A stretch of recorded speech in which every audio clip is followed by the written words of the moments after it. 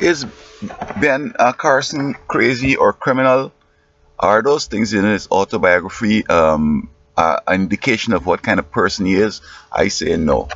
Now, I don't know the facts, but I believe the person who has written his book must have told him, "Man, your life is so boring, bro. Why don't add in some fun, add in some exciting things? People can't prove this.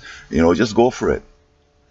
On the other hand, I don't know if he knew in advance the level of mental illness and criminality that his autobiographer would have been trying to, include in his biography there. The point of swinging a hammer at his mom. I mean, it could have been said differently if you wanted to add some drama. We were so poor. My mom was, beating me, and things became so outrageous that I thought that I should take a hammer and take it out. That would have come over a little different.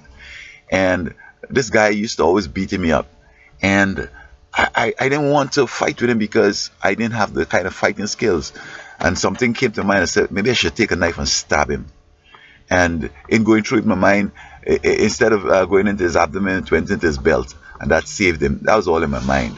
But generally, I stayed away from fights because the people that knew him are doubting these incidents.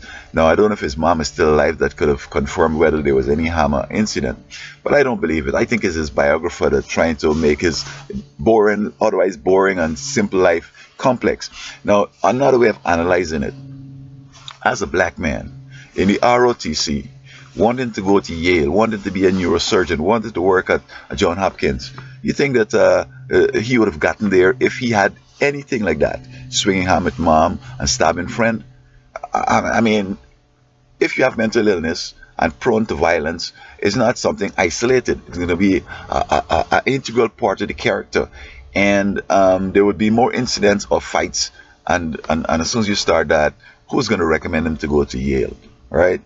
Um, I think that basically, he's cool. I think that he's good.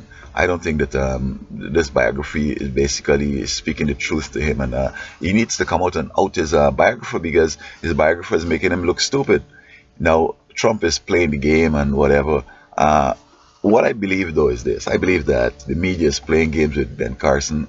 They're making him look as though he's so close to Trump to get Trump, thrown off. Because I'm not sure whether Carson or Trump going to be the candidate. I think they're looking at Rubio and they're looking at Jeb Bush. I mean, I'm not ruling out Jeb Bush because the type of things that need to happen in the future, as I said in other videos, I think Jeb Bush is the man that's going to basically do what needs to be done and so forth. To bring on, the real action in the end time and so on. Now,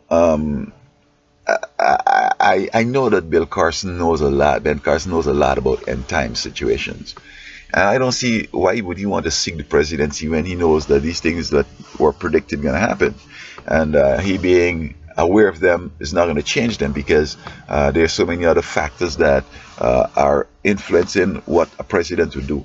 So I don't think Ben Carson is any criminal. I don't think he's mentally ill. I don't think the knife incident and the hammer with his mom are actually what happened. I think that his biographer is just trying to make a boring life exciting. And I don't know if way back then he thought that he would want to run for president because these things could be taken out of context and slap his presidential bid. So I wish him well, but I don't believe it.